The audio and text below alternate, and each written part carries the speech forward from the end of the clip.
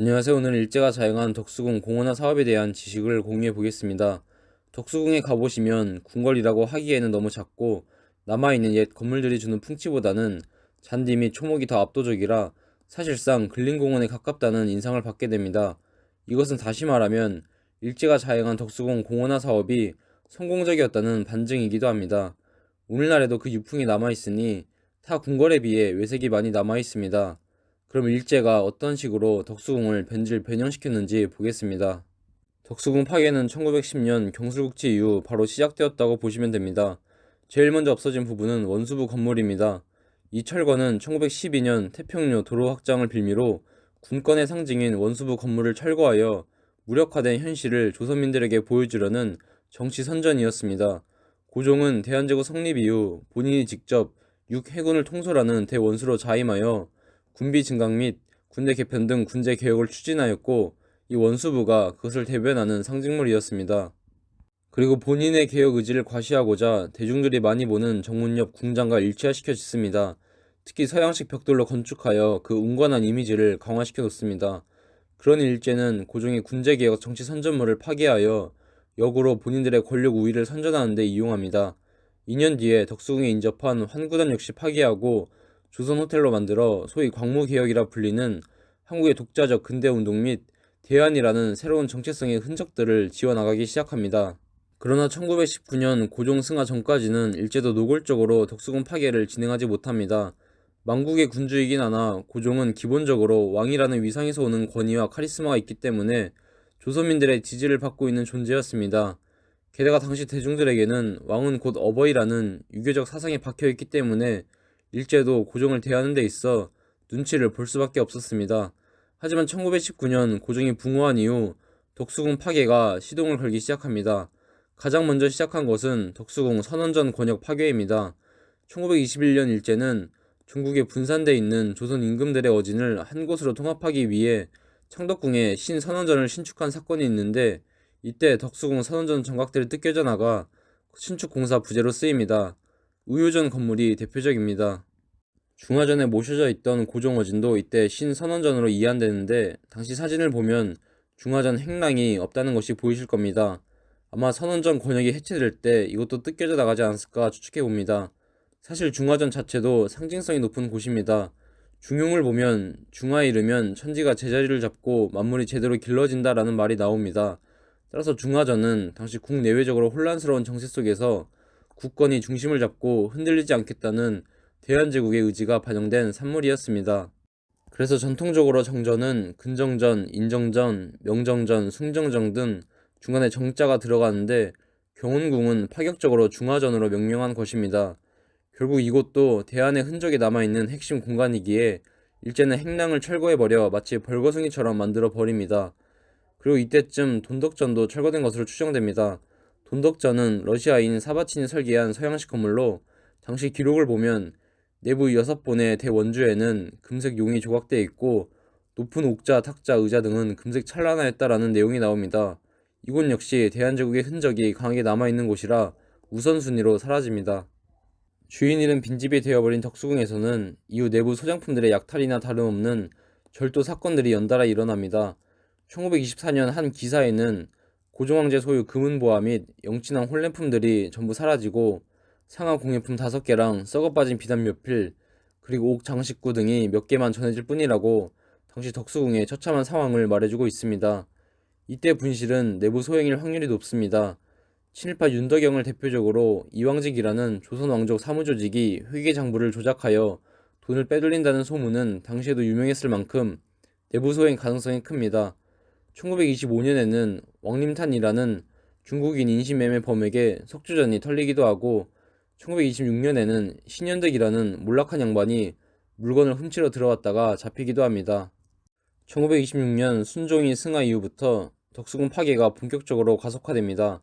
순종이 미약한 왕이긴 하지만 기본적으로 그도 왕으로서 조선민의 어버이이자 지지를 받는 존재였기에 일제의 만행도 어느 정도 선이 있었습니다.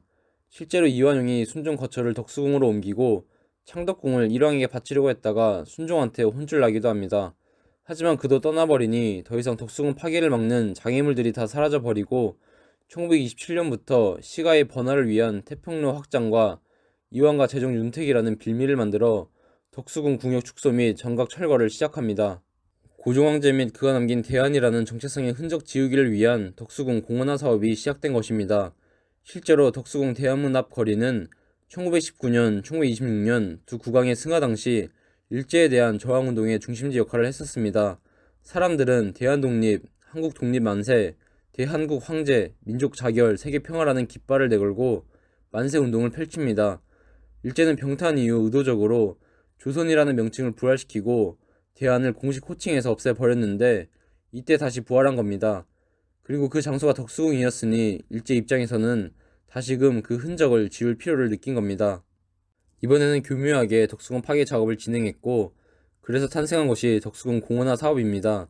우선 1928년 고종기념 사업이라는 그럴듯한 구실을 만들어 덕수궁 영성문 앞 부지에 가난한 집 자식들을 위한 덕수유치원을 개설합니다. 겉으로 공익사업을 내세워 시야를 흐릿하게 한 다음 속으로 야금야금 덕수궁을 변질시켜 나가는 수법입니다. 1932년에는 공식적으로 덕수궁을 공원으로 바꾸어 일반 대중에게 공개하겠다고 발표합니다. 당시 언론에서 무더기로 덕수궁 정각을 매각해 파괴하는 것에 대한 문제 제기를 하여 그나마 타협책으로 석조전, 함령전, 중화전 등 주요 정각들은 살아남습니다. 결국 이때 그나마 남아있던 함유제, 구여당, 수인당, 영복당 등이 사라집니다. 석조전, 함령전은 박물관으로 만들고 주변에 잔디를 깔고 모란을 대표적으로 화목을 잔뜩 심어 그들 말대로 시민 행락의 장소로 만듭니다. 특히 일제는 이런 공원화 작업에 있어 내세운 명분이 유럽에도 궁전을 박물관으로 만들어 시민들에게 미술 작품들을 관람케 하는 전시 공간으로 사용했다는 것입니다. 그러면서 불란서의 벨사유 궁전, 이태리의 치포리 이궁, 영국의 한푸른 별궁, 독일 포츠담 이궁, 서바나 아랑호에스 별장의 궁전 미술관과 동급이라며 자신들의 덕수궁 개조를 지켜 세웁니다. 서구 선진 유럽 국가들의 사례를 끌어들여 자신들이 조선도 선진화 근대화시켰다는 논리입니다. 그런데 사실 일제가 제시한 사례들은 덕수궁의 경우와는 성격이 다릅니다. 일단 열거한 나라들은 피지배국이 아닌 지배국가였으며 본인들이 주체가 되어 자기네 역사적 문화적 가치가 높은 문화재를 전시하여 국민들의 민족적 자긍심 및 문화적 소양을 고취시키기 위한 목적으로 설립한 것들입니다.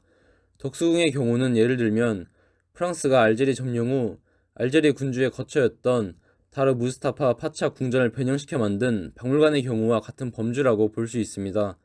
프랑스는 이 박물관에 알제리에서 출토된 고대 로마 유물들을 전시해놓고 식민사관을 만드는 데 이용합니다. 알제리는 역사적으로 로마인의 땅이었고 로마 문화의 계승자인 프랑스가 너네들을 지배하는 것은 합당하다는 정당성을 선전하는 공간이었습니다. 덕수궁의 경우도 표현의 차이는 있으나 본질에 있어서는 이와 같습니다. 덕수궁이 품은 대안이라는 정체성을 없애버리고 문명국 일본 제국이라는 새로운 정체성을 주입시킵니다. 실례로 석조전에서는 조선미술 박람회가 계속 이어져 개최되는데 일본 인류 화가들의 작품들을 전시하여 문화적으로 동화시키려는 문화정치의 장이었습니다.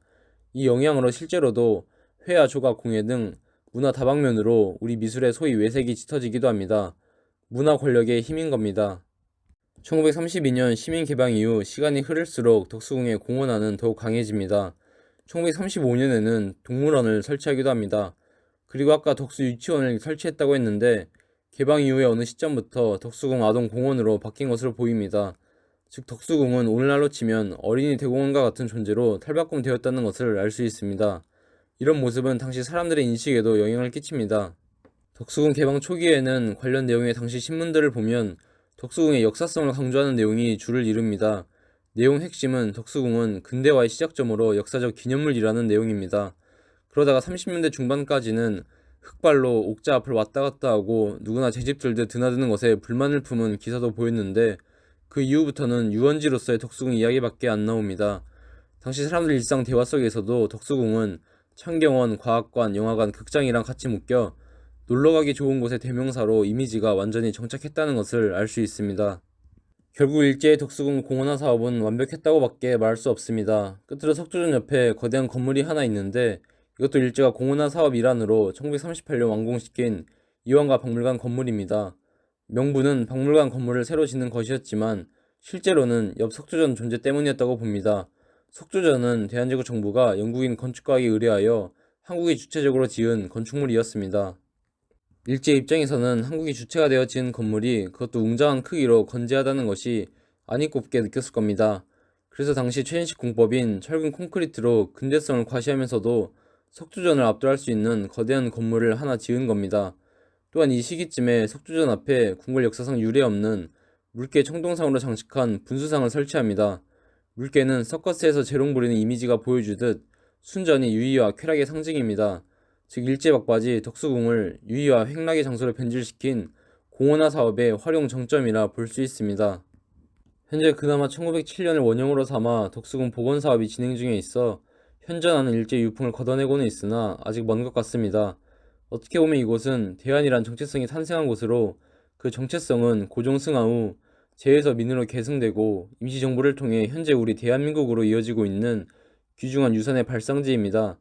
이렇게 일제의 공허나 잔재가 농후한 채로 있을 곳은 아니라고 봅니다. 적어도 중화장 행랑이라도 복원하여 그 일제의 잔상 좀 옅어지게 했으면 합니다.